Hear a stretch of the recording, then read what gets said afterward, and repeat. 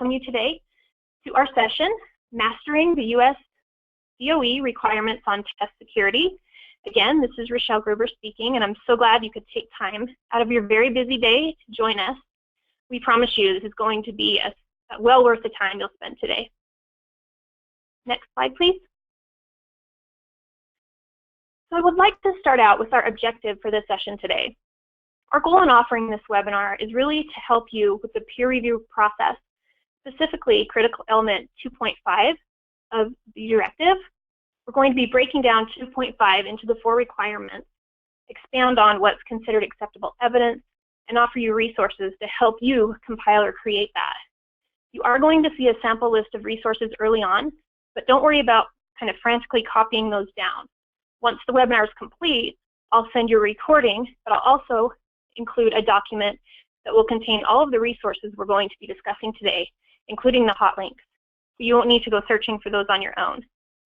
So one thing, if you are attending today and you don't get a follow-up email from me by Monday, please reach out, because I often do get a handful of emails returned to me as undeliverable for one reason or another. But our commitment to you, we'd like to provide you with a test security toolbox of resources today to help with this process and make your lives a little bit easier. Okay, next slide, please. So I'd first just like to introduce my colleagues who will be presenting today. Dr. John Freemer, he is president of Caveon Consulting Services and one of the founders of Caveon Test Security.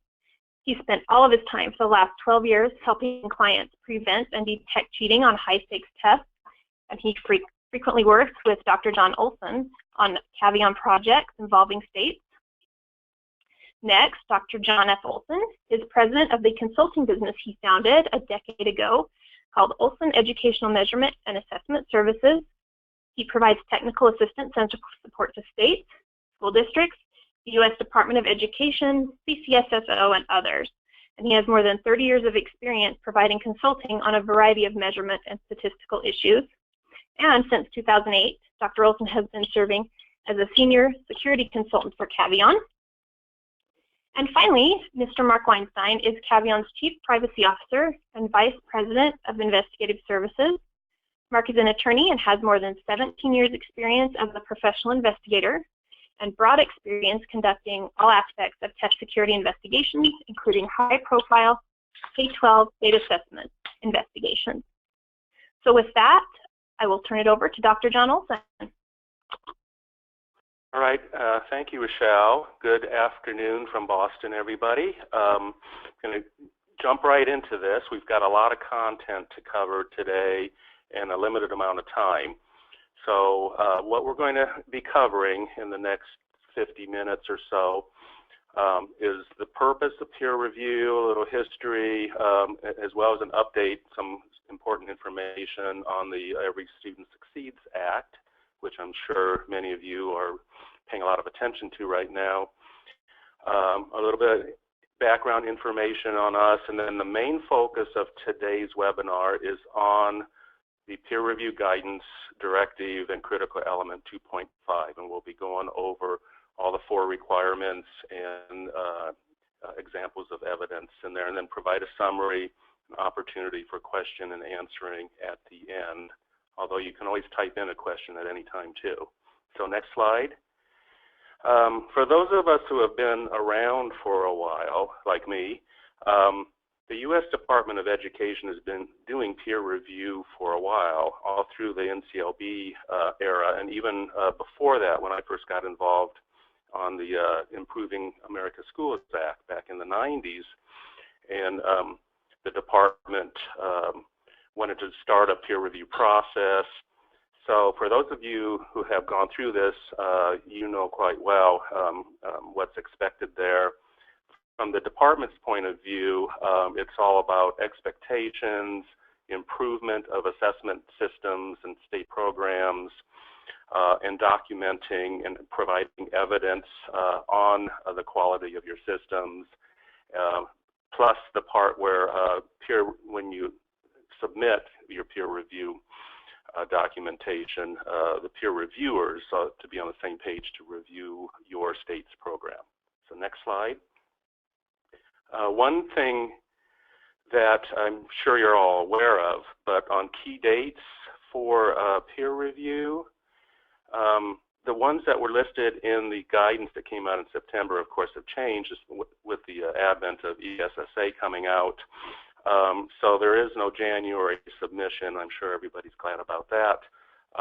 Right now, the dates that are listed are in April and in June for peer review. But stay tuned as things roll along, and we'll, that right now those are target dates to be thinking about, which means you should be thinking about peer review now if you haven't already been doing it for a while.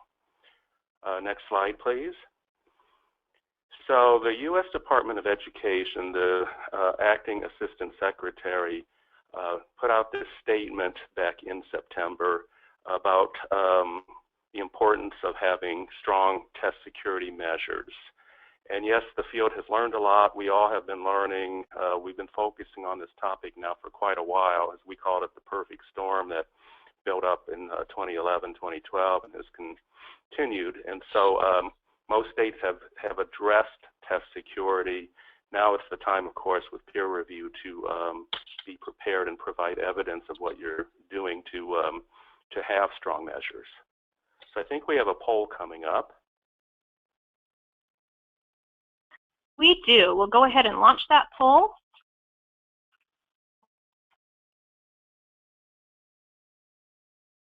Okay. Are you seeing the poll? No, just the ballot box. Oh, here it is. Okay, great. So we'd just like to get a feel from you of how confident you're all feeling about your current knowledge right at this moment of peer review from a test security perspective. So go ahead and cast your vote. We'll give you just a couple minutes to do that, or a couple seconds, actually. Okay, once that voting is slowing down, we'll go ahead and close that poll and share the results. And I'll let you comment on those, Dr. Olson. Okay, thank you, Rochelle. I need to see some data. Looks like we've got about 85% voted, and it's kind of sitting there, so we'll go ahead and close it.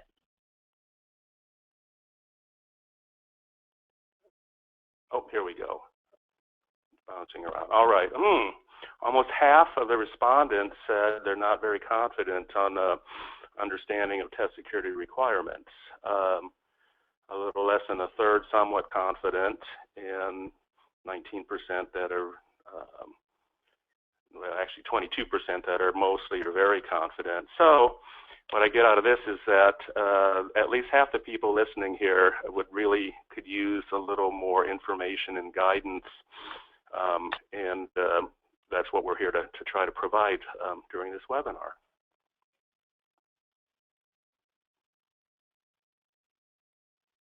So I will hand this over to Mark. Thanks, John. This is Mark Weinstein, and I'm just going to touch briefly on some of the changes that are underway right now and how they may or may not impact the test security aspects of peer review. So as everyone is acutely aware, No Child Left Behind has been replaced by the Every Student Succeeds Act. And I'm not going to spend a whole lot of time talking about ESSA because we could have a whole other 2-hour webinar on the differences between No Child Left Behind and ESSA. I'm just going to highlight, as I'm sure many of you are aware, under ESSA, the federal government has given states far greater flexibility in designing and using statewide assessments, and also in establishing their own accountability standards. ESSA also promotes experimentation with innovative assessment designs and actually provides for a fixed number in its first year of pilot experimental assessment programs.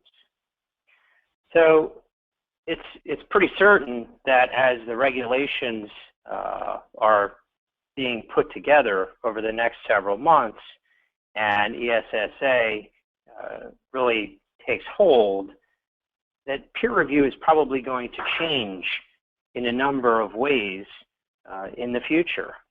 And you may be thinking, well, you know, what's the point of figuring out all these peer review standards now? Because we're standing on shifting sands here. And, you know, when we come back to do this under ESSA, it could all be different. And, you know, the indications that we've been able to see are that while there are going to be a number of changes to peer review going forward that we couldn't possibly predict, it seems fairly certain that the test security aspects of peer review in terms of what the standards are probably going to remain in place just as they are. And I'm going to just point to some ways that, you know, we are able to tell that. If you can go to the next slide, please. So when the Senate Help Committee, that's the Committee on Health, Education, Labor, and Pensions, passed this bill, and just before the Senate voted on ESSA, there was an exchange in the congressional record between Senator Orrin Hatch, who's a member of the Senate Help Committee, and the chairman of that committee, Senator Lamar Alexander. And if you take a look at these two slides, you'll see that essentially the United States Senate has expressed its intent in passing ESSA that states remain focused on protecting the validity and reliability of their assessments through the use of test security activities. And if you can go to the next slide, you'll see that Senator Alexander, the chairman of the committee that wrote the bill, essentially affirmed to Senator Hatch that yes, states, not only should they remain focused on protecting validity and reliability of their assessments, but we are giving them money that they can use to purchase services for that purpose. So the United States Senate and Congress in that way has made clear that states will be able to utilize federal funding under ESSA to protect the reliability and validity of their state assessments and to engage in test security activities. If you can go to the next slide, just in terms of timeline, the Department of Education is engaged in negotiated rulemaking right now, and will probably have all the regulations under ESSA in place before the end of 2016. The new accountability systems that are going to be utilized under ESSA will not go into effect until the 2017-18 school year. So, you know, peer review is probably going to undergo a shift around 2017. But one thing that we know is clear based on the expression of congressional intent in the United States Senate is that test security will continue to be a Department of Education priority under the new law. And with that, I'm going to turn it over to Dr. Olson. Thanks, Mark. So a little switching gears here. Before we go into the meat of the webinar content, wanted to describe a little bit of our background and give you some context. I've had the honor to work with John Freemer on several reports, and these three reports we're showing here have come out in the past few years addressing test security. The first two came from the CCSSO Technical Issues and Large-Scale Assessment, the TILSA SCAS group, and have been produced and published by CCSSO and distributed. They're very good documents. CCSSO produced them to help states address test security issues, and there's a wealth of information in these documents. And the Handbook of Test Security covers lots of different testing programs beyond state assessment. So we've been very involved in that and working with states on improving test security. Next slide, please. So let's focus in on the peer review guidance, the document that came out in September. We've looked at it very carefully numerous times, and it was our focus on the critical element of test security. So as you know, if you've read this document or previous versions of it, they state out critical elements, which are important requirements, and then what the state needs to submit evidence on. And the guidance from the Department of Education gives lots of different examples of things that the state could provide in its submission, and usually it's documentation, variety of different things that can be looked at, and that will help peer reviewers understand what your state is doing. And the department is going to be looking at things that are holistic, kind of across the board on test security, like from A to Z. Are you doing all these different things? So in the next slide, the focus is, and this is not coincidentally that when we were authors writing the TILSA reports for CCSSO, the focus and the guidance we got from states was to focus on prevention, detection, and investigation. The department has also included remediation in as one of the requirements in this critical element. So as we go through the webinar today, we're going to address each one of these individually. Next slide, please. So some examples of evidence that the peer review guidance is suggesting and peer reviewers would be looking at would be if your state has a test security handbook, that would be an excellent document. Now, from our interactions with states, we know many don't have it yet, or they have parts of that, and so we'll talk about the individual parts. Other documentation that the peer review guidance is saying that would be useful would be any reports, documents of an independent evaluation or a security audit of your state's security policies, practices, and procedures. So in the next slide, and oh, by the way, we just picked those two things out. They were kind of right up at the top. A lot of other examples of evidence that we'll talk about, and John Freemer, in his part of the presentation, will go over those specifically. So this one, it's a little hard to see. We've worked on some test security handbooks for states, as well as in the TILSA Test Security Guidebook, there's an appendix that outlines types of information that could go into a test security handbook. So if a state wanted to create one, there's models and some guidance on what to do. This example that you're seeing on the screen right now basically chunks the information that's provided in the handbook into an overview, the test security goals of the state, an overall security plan, and other information in there, and then presents in separate sections documents, policies, procedures, anything else that the state has issued, broken down by prevention, detection, and investigations. And then what we've usually done, because states do have a lot of different information, it just needs to be organized and all compiled into a handbook. There's a series of appendices, and that's up to the state on how many, but basically to document existing policies, procedures, whatever, or provide additional resources that peer reviewers could then look at.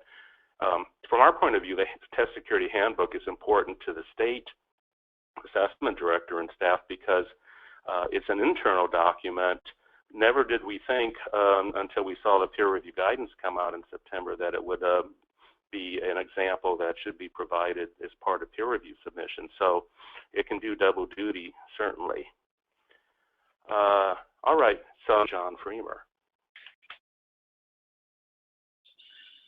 I'm pleased to be part of this presentation with my colleagues, John Olson and Mark Weinstein. As I've looked at it, what could we say? So what can I say in this next little bit and put on the screen that would be helpful to a person working in a state assessment department? And their job is going to be preparing all the materials for peer review. So one of the first things I would suggest is if you haven't internalized and organized the many, many materials you have into the categories prevention, detection, remediation, and investigations, I would recommend that you do that. I tend to think in terms of physical metaphors like buckets. Figure out which bucket you already have in, and then look to see how full the buckets are. And where you have tons of stuff already, the task may not be that hard. Where you don't have that much, that may be where you're going to have to devote attention. So let me then go through each of the sections. Peer review guidance says that what they're worried about is preventing assessment irregularities. A very good thing to worry about. Prevention is a really good way to focus in your program. The payoff is greatest if you can avoid the problem to start out with. And they specifically call attention to proper test preparation guidelines and specifically administration procedures. Most problems with test security occur at test administration time. Then maintaining the security of test materials, not just at administration, but before or after. And then providing annual training, and every state is a pro at providing annual training, so it's not whether or not you do training, but what is the attention you give to test security in that training. So next slide.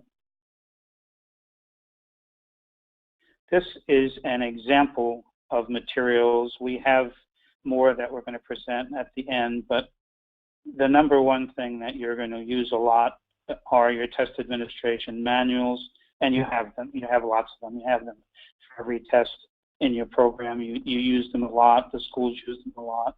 But what's going to get attention in this context is the test security components of them and how strong they are. In that connection and with other materials that you have, how do you control the chain of custody of tests? If you ever get down to the investigation stage, that will be something that will be looked at with exquisite care. What do you do to make sure that there isn't inappropriate communication about your individual items, your item pools, and such materials, including releasing individual information that shouldn't go out?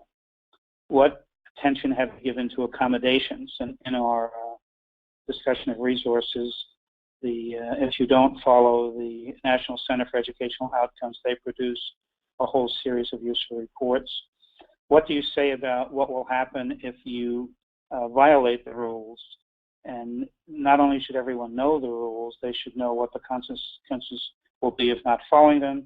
And then what would you do to communicate about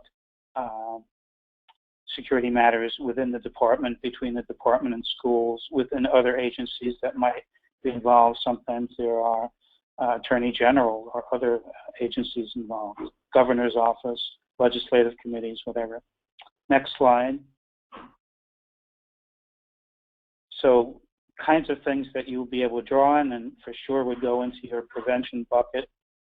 If you've ever had a test security audit or external evaluation report, that will go in each bucket actually, as well as the test security handbook. Any technical reports you produced about how the program is developed and operated, all of your directions for administering and monitoring programs, and a lot of attention is being given to exactly what are the rules within a class for monitoring. Are there 2 people specified? Do you have roving proctors? How do you do that? And what is the nature of your training materials? Fortunately, we've been at this game for a while in the various states, so we have a lot of materials, but to what extent do they cover test security? And things like, are there special materials that a district test coordinator can use for training at the school level? Sometimes there are, sometimes not. Next slide.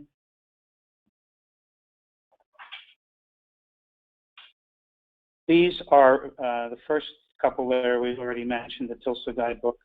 I'm not going to go over these in detail. You can look at them at your leisure, but if there's anything there that you don't have in the department, I would strongly recommend that you get. It wouldn't surprise me. I've looked at the list of attendees, and many of you have these and more, but you should have at least these documents.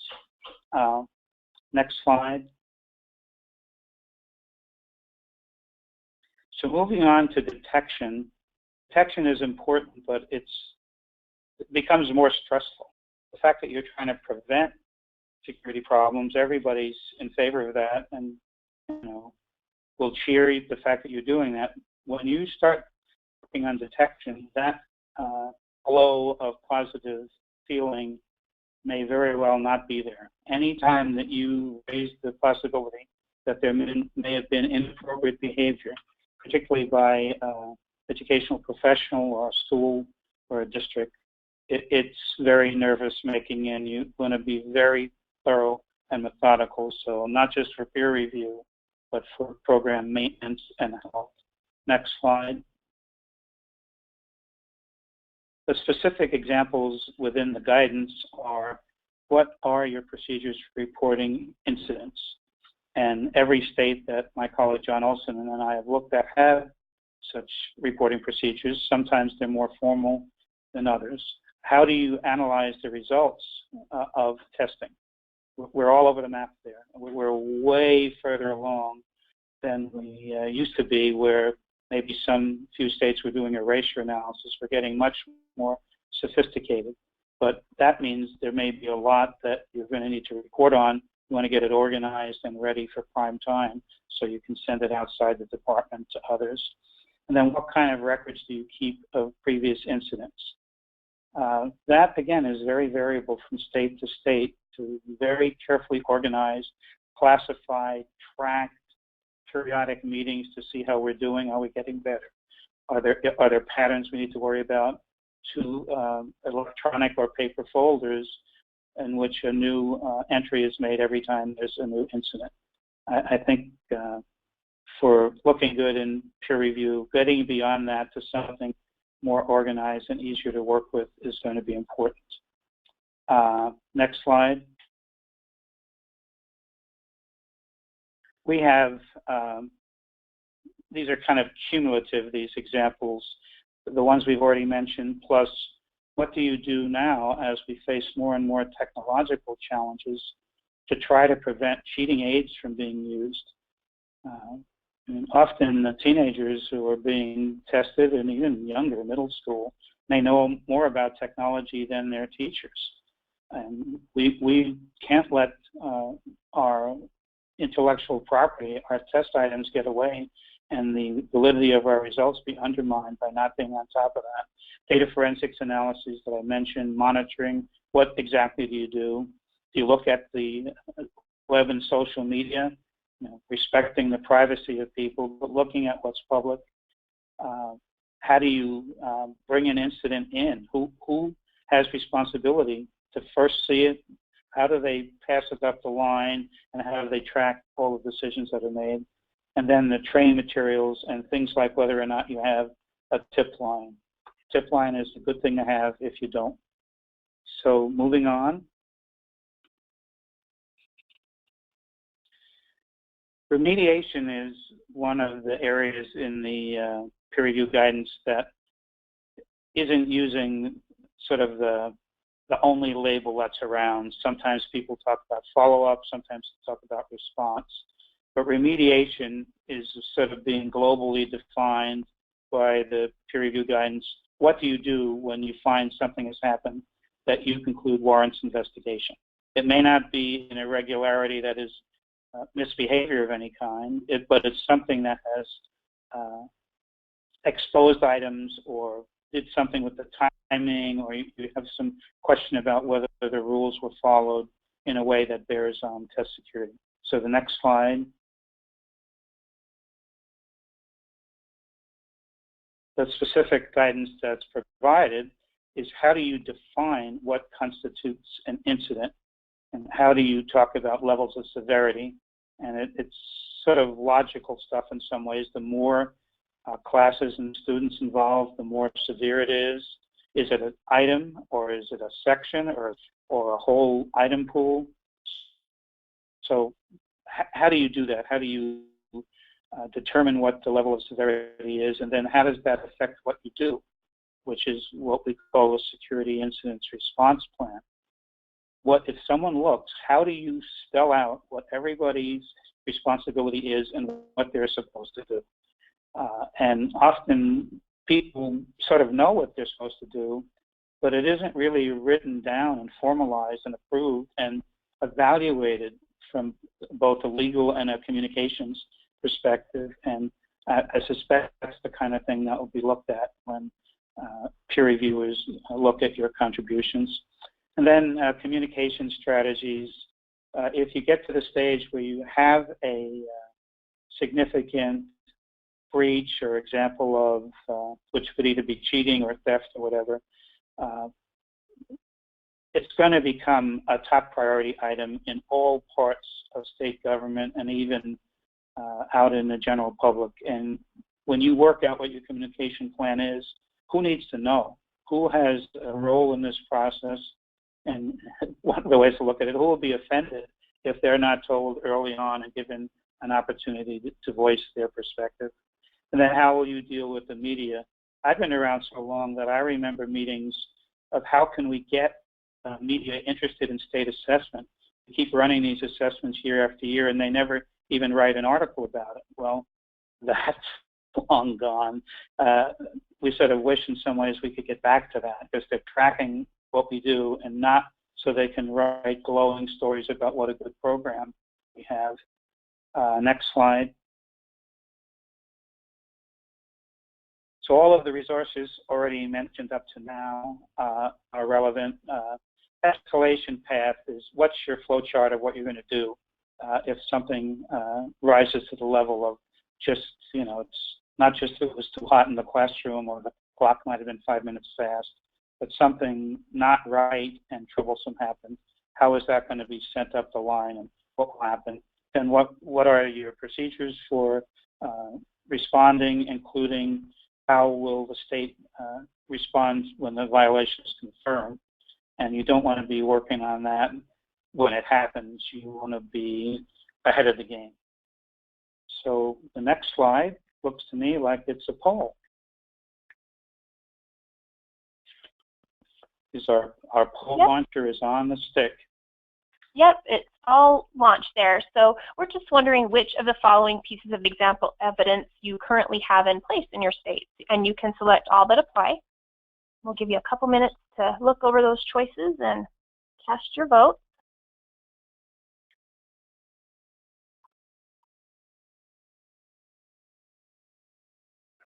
Okay, about 30% of you have voted.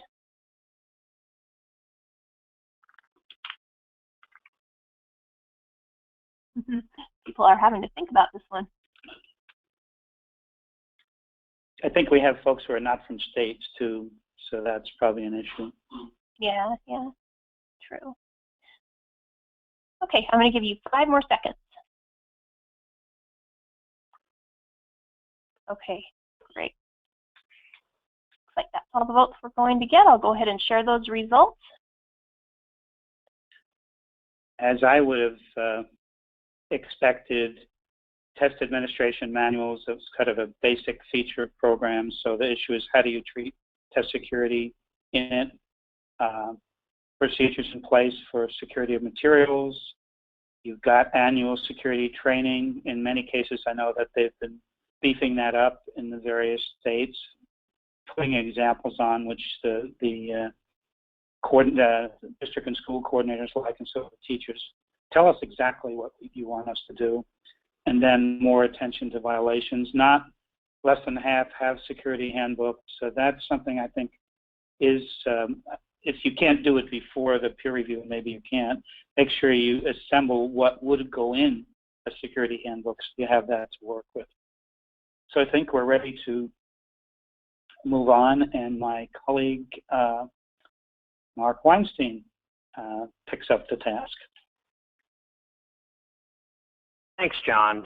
And now we are getting to the fourth and final component of the test security section of peer review, and that is the requirement that a state have investigation procedures for when security breaches are detected.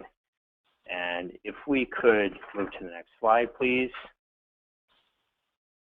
And you're probably noticing a theme here, which is that when it comes to the example evidence that would demonstrate that you meet these standards, you know, it's a lot of the same example evidence for each part of the test security section. And that's because, for example, any comprehensive set of test security policies and procedures, in order for it to be effective, it necessarily has to include strategies to prevent and detect and monitor for testing irregularities, and then, of course, to respond to and investigate, you know, anything that is determined to be a serious irregularity that requires investigation. That leads me to my next point, which is that in order to have an effective investigative procedures policy, you have to determine what your threshold even is for conducting an investigation. So, you know, that's something that should be part of your policy. And your policies are going to need to cover identification of evidence relevant to your investigation, how are you going to secure that evidence? In other words, what are the chain of custody procedures for collecting evidence that's been identified to be relevant to an investigation? And if you're a state that, for example, requires the district to investigate first, have you established written standards for districts to conduct investigations when they are directed or required to do so? And also, as part of your investigation policy, because we're dealing with FERPA-protected information and highly sensitive personal data about student academic performance and with student personal identifiers, any comprehensive investigation procedure is going to have a policy to address privacy issues. And although it's been mentioned before, you should have an escalation path, essentially a flow chart that would show you exactly how your case is going to move from the moment a test security incident that requires investigation all the way to the end when you're ready to take after action. If you can go to the next slide, please. So one of the things when we were working with states to help them develop investigation procedures and policies, you know, you have to consider all the various channels of information that, you know, flow to the state to tell you about test security incidents. So, you know, this can vary from state to state, but in general, I've identified 9 channels that most states should have information about test security incidents. And this would be part of your policy. You've got to have an online reporting tool, a toll-free tip line, an irregularity reporting system. You're going to receive from districts, not through one of those channels. That would be a 4th channel. The 5th channel would be ongoing data forensics analysis of your test response data. A 6th channel would be web patrol, searching the web for examination content. 7th would be auditing. So you've gone out and looked at how testing is taking place in schools and identified some test security incident as a result of an audit. 8th would be tips from stakeholders, again, not taking advantage of any of those other channels. In other words, it could be as simple as a fax that you receive in an office somewhere from someone who is a, quote, concerned member of the community. That is a channel of receiving information about a test security incident. And then finally, the 9th example, and the worst one, and the worst way to hear information about your assessment program is a report in the media.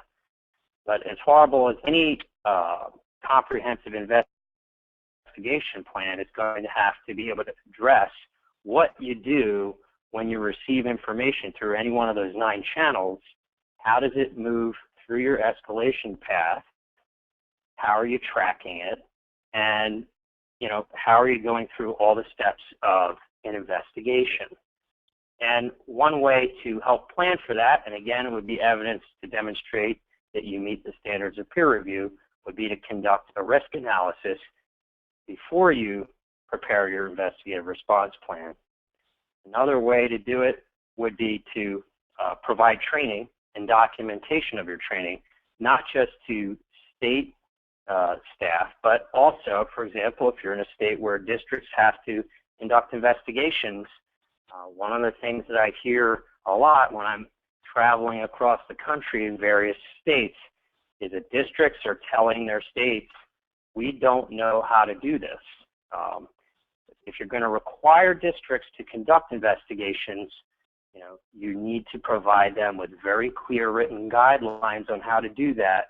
And those written guidelines, again, would demonstrate that you have solid procedures in place to investigate breaches. So those are just some of the ideas. And again, don't forget all the other resources that my colleagues have already mentioned that, in order for them to be complete, whether it's policies and procedures or a test security handbook, those need to address how you conduct investigations. And also, importantly, what should trigger an investigation. So, thank you. At this point, I'm going to turn it back to John Olson, I think. Or is it one of the Johns? It's the other John. Sorry, John. Thank you. It isn't all that dignified that they refer to Olson and me as the Johns, but we've learned to live with that.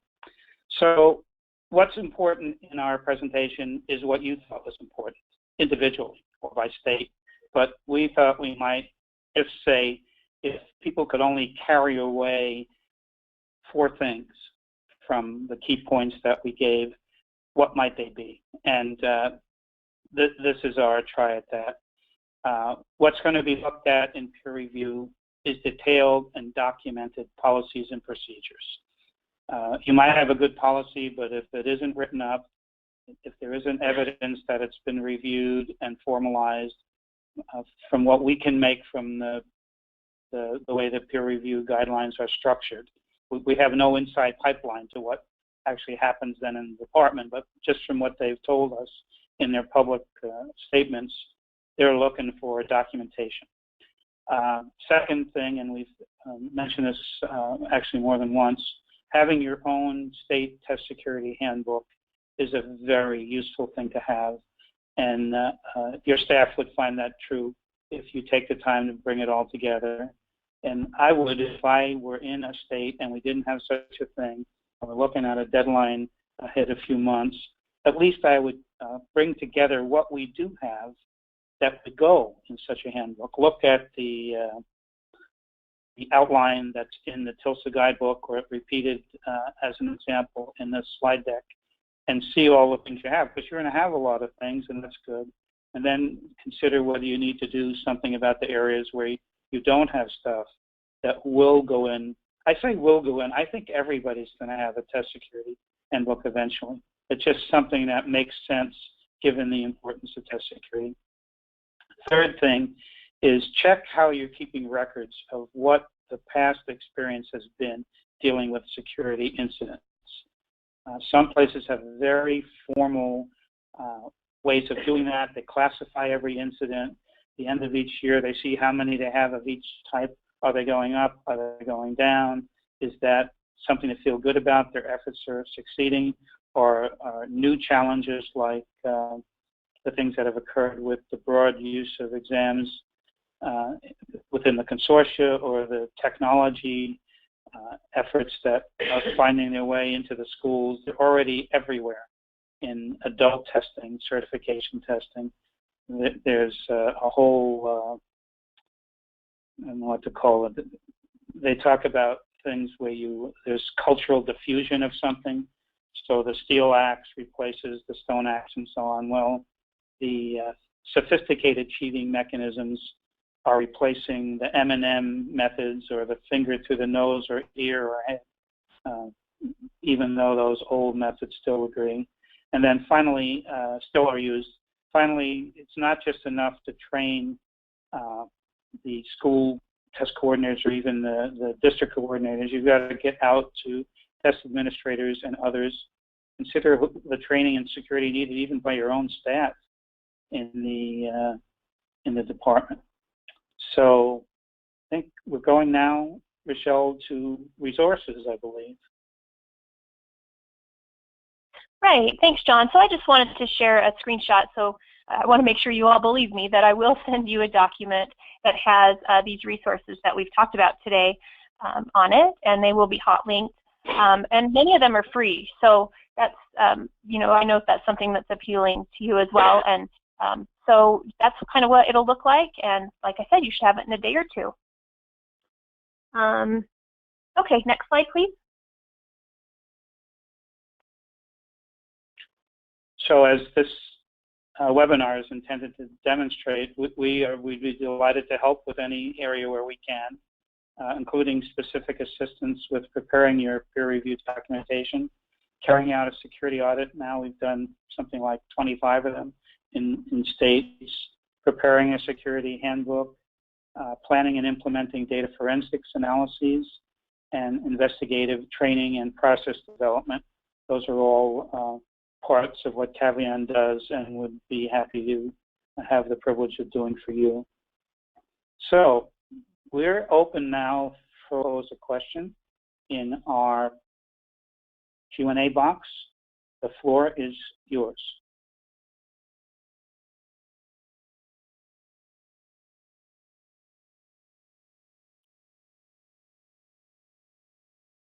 I actually can't see whether there are questions. Yeah. We'll give people just a minute to type those in.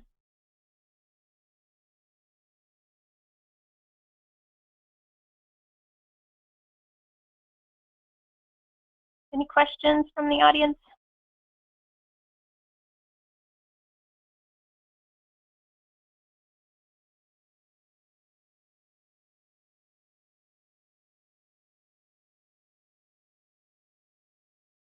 Okay. I do have a question that came in. It says, if test security requirements are spread over different administration manuals but not collected into one test security manual, do you recommend that they do that, collect it all into one manual? I would recommend that as a step towards having your own state test security handbook, that they be brought together in that document. Whether you need to create other than for peer review, that would be more a question of, is that helpful to the functioning of the program? John Olson, do you have a comment on that? Hello, I was on mute. Can you hear me okay? Yep. I think we're in uncharted territory right now. This is one of those questions that we won't know until peer reviewers are really looking at this specific critical element. But past history shows that peer reviewers really like to see things sort of put together into one thing if possible, or a collection of things, versus having to really scatter about and try to look at this policy or that thing, or look in a test administration manual or directions for administrations or whatever, and pull all these different parts together. So I think our strong suggestion to the states would be, do pull these things together and into a test security handbook, or at least the start of one, or look at some way of getting one put together. It will benefit you in the long run. Do you mind if I just follow on to that with my own thoughts? This is Mark. Sure. You know, we have encountered this issue in a couple of states that we've worked with, where, you know, there are multiple assessments, and, you know, every assessment comes with its own TAM, which has its own set of security requirements that have been largely drafted by the test publishers, certainly in conjunction and in consultation with the state, but sometimes those have been developed over different time periods. And, frankly, I think for a state, for the integrity of a state's overall assessment program, it makes a lot more sense to have a uniform test security standard. I think what you find with the TAMs is that each assessment sort of has the minimum security, designed for that particular assessment without a view towards your entire assessment program. And it's really difficult to train on, numerous different sets of standards. If you can come up with one set of test security standards that is certain to exceed, any of the individual standards set forth in the TAMs, I think you're in a much better place in terms of messaging, training, and having, uniform standards to apply. And candidly, I think that that is going to look a lot better from a professional assessment standpoint to the peer reviewers than, having a collection of different standards all set out in a bunch of different TAMs. So that's my 2 cents on that particular question. Great, thank you to you all. We have another question. In our state, the consequences are left to the districts. Is that going to pass muster? And then part B of the district question is, do we foresee this being pushed to the districts as well because of locally generated assessments? So kind of 2-part question from 2 different Joes that we have in the audience. I wouldn't mind starting, and perhaps my colleagues would join in. My own interpretation of current best practice in state assessment is not to automatically push any test security incident to a district. So how that will fare in the spirit of the ESSA of giving districts, states greater role, greater flexibility, districts greater flexibility, I'm not sure. But sometimes the evidence of a test security incident suggests very strongly that the problem is not a single teacher or classroom. It's systematic and it's at the district. So you go and add investigates, and the outcome of that is that evidence starts to go away and people start to get their stories straight rather than trying to get to the bottom of the problem. Mark, do you have anything to contribute to that? Well, John, I completely agree with you, but, fact is that many states do have a protocol in place where they require the districts to conduct investigations. And so, I agree with John that, that's just not always a good idea. And, we think it would be better if your state regulations, gave you some ability to look at each case and determine whether it makes more sense for the state to conduct the investigation. But to address the question that was asked, well, what if districts have to investigate? What if states don't have authority to investigate? Would these standards have to be applied at the local level? And, it's unclear. Coming back to the shifting sands issue, I think if local districts are receiving federal dollars and you as a state are overseeing those assessment programs, I would think that they would need to meet the same standards from a test security standpoint, including investigations that the state would have to meet. And I don't know. It's unclear, to what extent the peer review process would get carried down to the district level. That is not certain. One thing that is certain, though, is there really is only one correct way to, conduct investigations. There are tried and true methods of conducting investigations with integrity that lead to fair and reliable outcomes. And, you know, whether the state is doing it or the district is doing it, you know, those procedures need to be in place.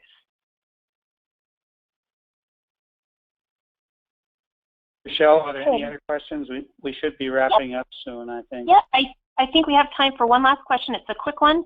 And if we didn't get to your question today, we will answer that in our follow-up email. So we just like to keep these right tight at the hour, so we don't want to keep you longer, but we will make sure we get your answer to you.